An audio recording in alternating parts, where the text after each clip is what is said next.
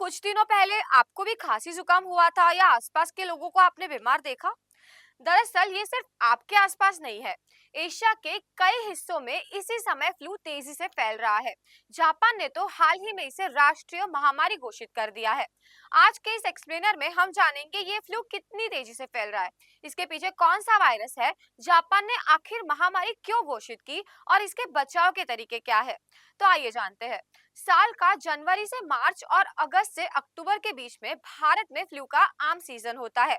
इस साल उत्तर भारत के दिल्ली, हरियाणा, पंजाब और गुजरात में सबसे ज्यादा मामले सामने आए हैं।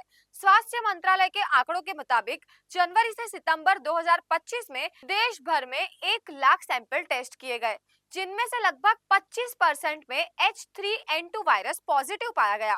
लोकल सर्किल्स के सर्वे अनुसार दिल्ली और एनसीआर में 69% घरों में एक या ज्यादा लोगों को फ्लू या बुखार जैसे लक्षण दिखाई दे रहे हैं। एशिया के बाकी हिस्सों में भी फ्लू काफी तेजी से फैल रहा है।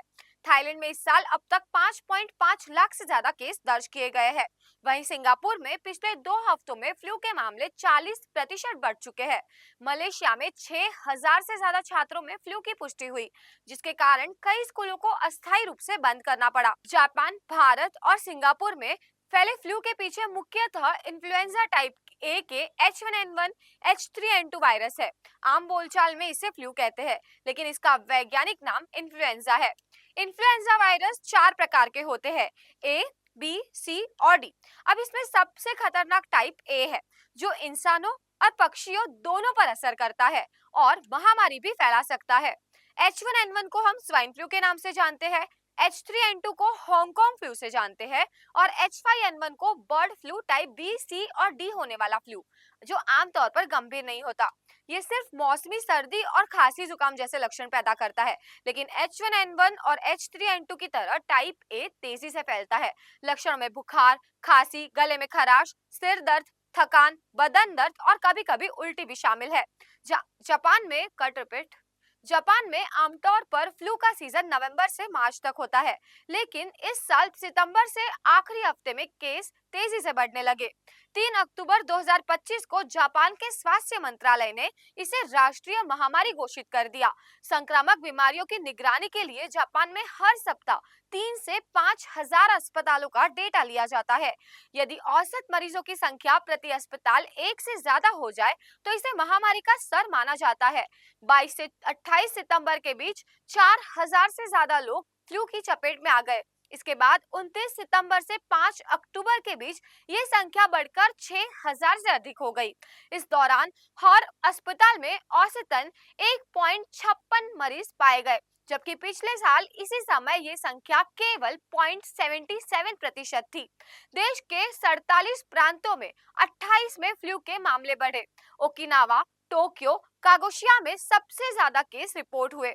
कई स्कूल और चाइल्ड केयर अस्थायी रूप से बंद कर दिए गए।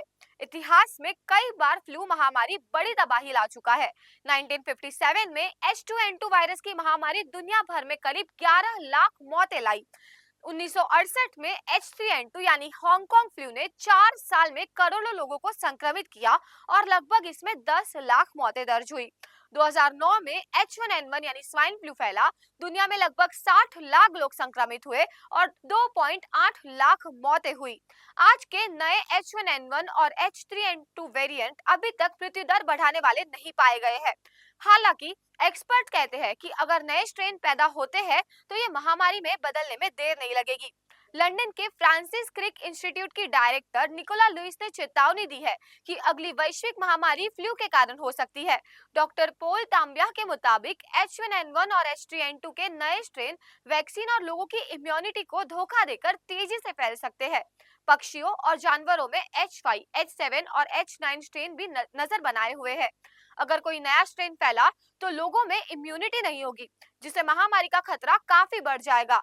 मौसमी बदलाव, ठंड और लोगों की लाइफस्टाइल इस वायरस के तेजी से फैलने की वजह बन चुकी है। सर्दियों में लोग ज्यादातर समय बंद जगहों पर रहते हैं, जिससे वायरस एक व्यक्ति से दूसरे व्यक्ति में आसानी से फैलता है। बारिश और नमी भी संक्रमण को बढ़ावा देती है। भीड़भाड़ वाली जगहों पर लंबे समय तक रहने से संक्रमण का खतरा और भी बढ़ जाता है। साइंस जर्नलिस्ट काई कुफरशमिस्ट के मुताबिक जैसे जैसे मौसम गर्म होगा, फ्लू का प्रकोप कम हो सकता है, लेकिन जलवायु परिवर्तन की वजह से वायरस साल भर सक्रिय रह सकते हैं। डॉक्टर और स्वास्थ्य विशेषज्ञ इससे बचने के लिए कुछ सरल उपाय सुझाते हैं, जैसे कि बच्चों को समय पर इन्फ्लुएंजा और जापानी इंसेफेलाइट वैक्सीन लगवाना, हाथों को साबुन और पानी से धोना, हैंड सैनिटाइजर का उपयोग करना, भीड़-भाड़ वाली जगहों पर मास्क पहनना, खांसी या छींकते समय दूरी बनाए रखना और मास्क पहनना, और अगर फ्लू के लक्षण दिखते हैं तो तुरंत डॉक्टर से संपर्क करना। डब्ल्यूएचओ और भारतीय स्वास्थ्य मंत्रालय की सलाह है कि ये उपाय संक्रमण को रोकने में काफी मददगार साबित होते हैं।